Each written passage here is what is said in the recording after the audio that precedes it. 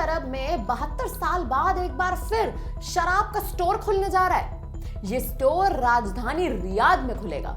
हालांकि यहां से सिर्फ गैर मुस्लिम डिप्लोमेट्स ही शराब खरीद सकते हैं और इसके लिए विदेश मंत्रालय से क्लियरेंस भी अब लेना पड़ेगा।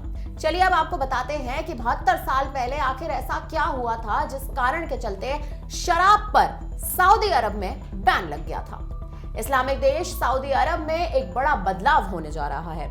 यहाँ शराब की कोई दुकान खुलने जा रही है। राजधानी रियाद में शराब की पहली दुकान खुलने जा रही है। जी हाँ, आपने बिल्कुल ठीक सुना, रियाद में शराब की पहली दुकान खुलने जा रही है। सऊदी अरब में अब शराब बिकेगी, लेकिन इसके साथ ही कुछ शर्तें भी हैं। शराब सिर्फ गैर मुस्लिम राजनयिकों को ही बेची जाएगी। शराब का मंथली कोटा भी होगा। शराब खरीदने से पहले मोबाइल ऐप के जरिए रजिस्टर करना होगा।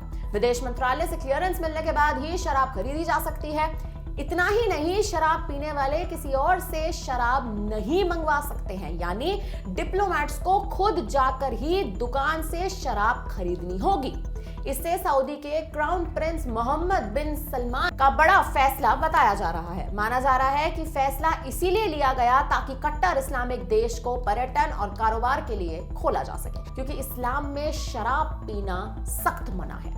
बता दें कि अभी ये साफ नहीं हो सका है कि आम विदेशी नागरिक भी शराब खरीद सकते हैं या नहीं, लेकिन इतना तो साफ है कि शराब सिर्फ गैर मुस्लिम डिप्लोमेट्स को ही बेची जाएगी। इसका मतलब ये हुआ कि सऊदी की 3 करोड़ से ज्यादा की आबादी पर इस फैसले का कोई असर नहीं देखने को मिलेगा। सऊदी अरब में शराब पर प्रतिबंध लगने के पीछे 72 साल पुरानी एक घटना भी है। दरअसल साल 1951 में जेदा में एक पार्टी हुई थी। इस पार्टी में कई देशों के डिप्लोमेट्स भी शामिल हुए थे। रिपोर्ट्स की माने तो पार्टी में शाही परिवार के एक सदस्य ने शराब के नशे में धुत एक ब्रिटिश डिप्लोमेट को गोली मारकर उसकी हत्या कर डाली थी। किंग अब्दुल अजीज के बेटे प्रिंस मिशारी बिन अब्दुल अजीज अल सऊद नशे में इतना धुत हो गए थे कि उन्होंने ब्रिटिश डिप्लोमेट सीरियल उस्मान की गोली मारकर हत्या कर डाली। और उस वक्त प्रिंस की उम्र मात्र 19 साल थी और उन्होंने पार्टी में और शराब मंगवाने का भी ऐलान करा, लेकिन जब इनकार कर दिया गया तो गुस्से में उन्होंने ब्रिटिश डिप्लोमेट को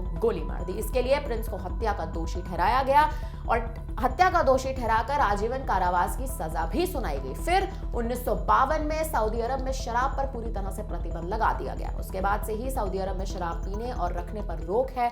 ऐसा करने पर जुर्माना, कैद, सार्वजनिक रूप से कोड़े मारने और अनधिकृत विदेशियों को वापस भेजने का भी कानून शामिल है। फिलहाल अब खबर यह है कि सऊदी अरब के इस शहर में वापस से शराब की बिक्री जो है वो शुरू होने वाली है, लेकिन ये जो शराब की बिक्री है वो सिर्फ डिप्लोमेट्स के लिए है, या सीधे तौर पर कहें तो जो लोग कानूनन व्यवस्थाओं से जुड़े हुए हैं, जो लोग प्रधानमंत्री से जुड़े हुए हैं, सऊदी अरब के प्रधानमंत्री से जिनका सीधे तौर पर ताल्लुक है, ये सिर्फ उन डिप्लोमेट्स के लिए ही है।